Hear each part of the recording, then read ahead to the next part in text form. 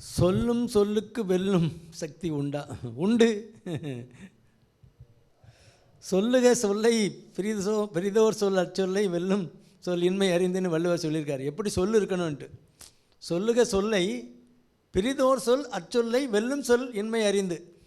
நம்ம சொல்லிட்டா சொன்னதான் இல்லை, அவ்வளோதானே, சொல்லிட்டால அவ்வளோதான். அதுக்கு மீறி ஒன்றும் தீர்ப்புலாம் கிடையாது. அந்த காலத்து பெரியவங்க சொன்னாங்கன்னா அவ்வளோதானே, போ வேலையை பார்த்துட்டு போம்பாங்க. அதனால் சொன்னதான். அதனால் சொல்லுக சொல்லை பெரிதோர் சொல் அச்சொல்லை மெல்லும் சொல்லின் மாதிரி. அதனால் சொல்ல சும்மா கண்ணாபின்னாடி பேசக்கூடாது, அளந்து பேசணும்.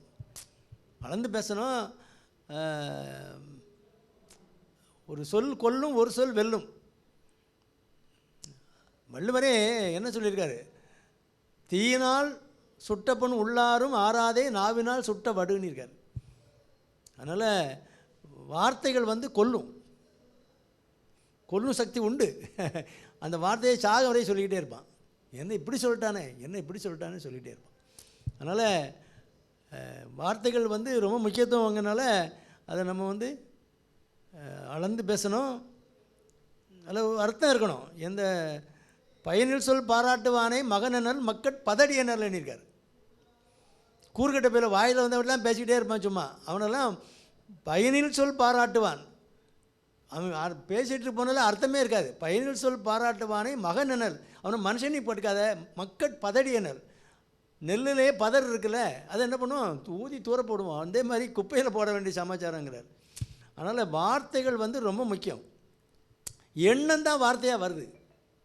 மனிதனுடைய எண்ணம் தான் வார்த்தையாக வருது. அந்த வார்த்தையை திரும்ப திரும்ப சொன்னான்னா செயலாக வருது. இவ்வளோதான் வாழ்க்கையை மொத்தமாக முடிஞ்சு போச்சேன். அப்போ நீங்கள் சொல்கிறது கொல்லும் சொல், அந்த சொல்லுக்கு அந்த சக்தியெல்லாம் இருக்குது. அப்புறம் சொல்லும் சொல்லுக்கு சக்தி உண்டா? பாட்டால் பட்ட பாட்டால் மகிழ்ச்சியை மீட்டெடுக்க முடியுமா? அது புரியலையே. பட்ட பாட்டால் மகிழ்ச்சியை மீட்டெடுக்க முடியுமா? அதுதான் நாங்கள் செஞ்சிட்ருக்கோம். பாட்டால் மீட்டு எடுக்கிறதா ஒரு வாரம் இந்த வேலை தான் பண்ணிக்கிட்டு இருக்கோம். அட்லீஸ்ட் எங்களுக்காவது மீட்டு எடுக்கிற வேலை நடக்குது.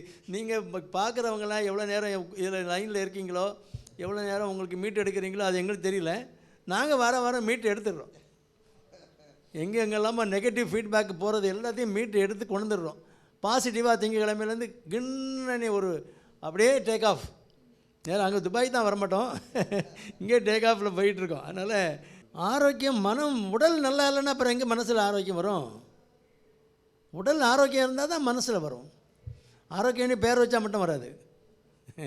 அதனால் உடல் சம்மந்தப்பட்டதும் மனம் சம்மந்தப்பட்டதும். உடல் நல்ல ஆரோக்கியமான உடல் இருந்தால் தான் அதில் ஆரோக்கியமான எண்ணங்கள் வரும். அதனால் உடலை முதல்ல ஆரோக்கியமாக வச்சுக்கணும்.